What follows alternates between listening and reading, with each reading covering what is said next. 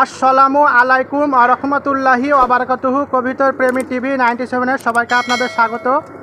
আশা করি আপনারা অনেক ভালো আছেন, আমি অনেক ভালো আছি। বন্ধুরা, আপনাদের জন্য আবারও নতুন একটি ভিডিও নিয়ে চলে এলাম। তো অবশ্যই ভিডিওটা দেখবেন, ভিডিওটা স্কিপ করবেন না, যাতে কোনো জায়গায় বুঝতে অসুবিধা হয়।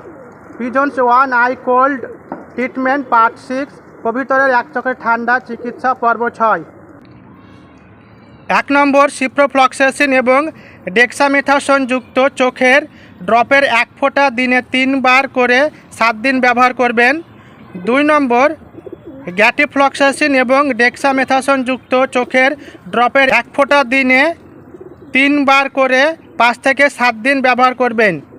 3 নম্বর, ডেক্সামেথাসোন এবং টোব্রামাইসিন যুক্ত 1 ফোঁটা দিনে 3 বার করে 7 দিন ব্যবহার করবেন।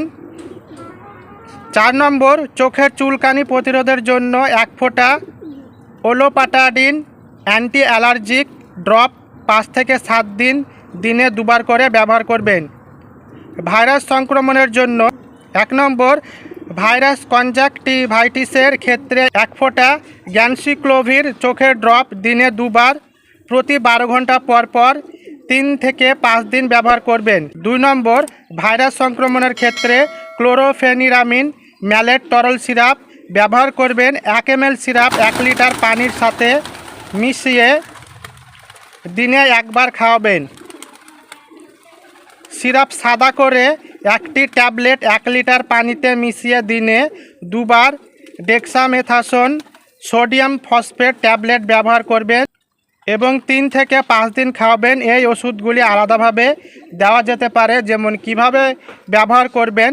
যে কোনো সিপ্রোফ্লক্সাসিন এবং ডেক্সামেথাসোন বা গ্যাটিফ্লক্সাসিন এবং ডেক্সামেথাসোন এবং টোব্রামাইসিন যুক্ত ড্রপ একবারে ব্যবহার করা যেতে পারে। তীব্র চুলকানির প্রতিরোধের ক্ষেত্রে এই ড্রপগুলি প্রয়োগের 1 থেকে 2 ঘন্টা পরে ড্রপগুলির সাথে ওলোপাটাডিন ব্যবহার করবেন। ভাইরাস সংক্রমণের জন্য ড্রপ এবং ট্যাবলেট উভয় একসঙ্গে ব্যবহার করবেন। ভিডিওটা যদি ভালো লেগে থাকে লাইক কমেন্ট করবেন, আর অবশ্যই আপনাদের বন্ধুদের মাঝে ছড়িয়ে দিবেন। আর যারা যারা এখনও পর্যন্ত আমার ইউটিউব চ্যানেলটি সাবস্ক্রাইব করেননি, অবশ্যই ইউটিউব চ্যানেলটি সাবস্ক্রাইব করবেন। আজকের মতো ভিডিওটা এখানেই শেষ করলাম। আল্লাহ হাফেজ, সবাই ভালো থাকবেন।